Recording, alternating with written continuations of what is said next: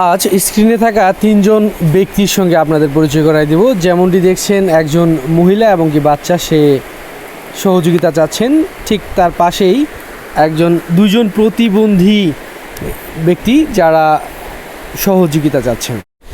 একটু পার্থক্য বোঝানোর জন্যই ভিডিওটি ধারণ করা। ঠিক সেম পজিশনে আমি তিনজনকে পেয়ে গিয়েছিলাম। আমি কোনো ব্যক্তিকেই হেয় করে বা ছোট করে দেখছি না।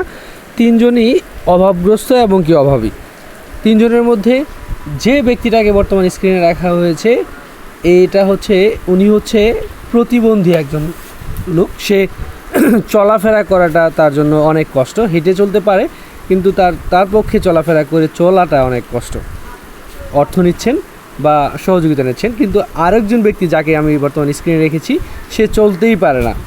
মানুষের কাছে অর্থ নিয়ে চলতে হয়। স্ক্রিনে যে ব্যক্তিটাকে দেখছেন, একজন মহিলা বাচ্চা নিয়ে যাচ্ছে। সে কিন্তু হাঁটতে পারছে, চলতে পারছে, তার সবই ঠিক আছে, তার শরীরে শক্তিও আছে।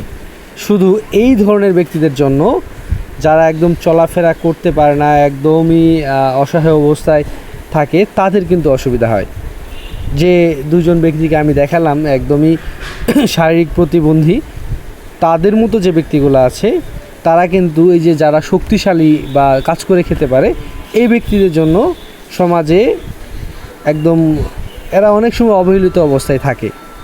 তাই অনুরোধ জানাবো সমাজে সেই সমস্ত ব্যক্তিদেরকে, আপনারা যারা সহযোগিতা করেন, অবশ্যই একটু দেখে সহযোগিতা করবেন। যে ব্যক্তিটি একটু চলাফেরা করতে পারছে বা শরীরে শক্তি আছে, কাজ করে খেতে পারবে, তাকে যদি এইভাবে সহযোগিতা করেন, তাহলে সেই কাজের আগ্রহটা হারিয়ে ফেলবে। এবং কি যারা পাওয়ার যোগ্যতা রাখে, তারা কিন্তু অবহেলিত হচ্ছে এই ব্যক্তিদের জন্য।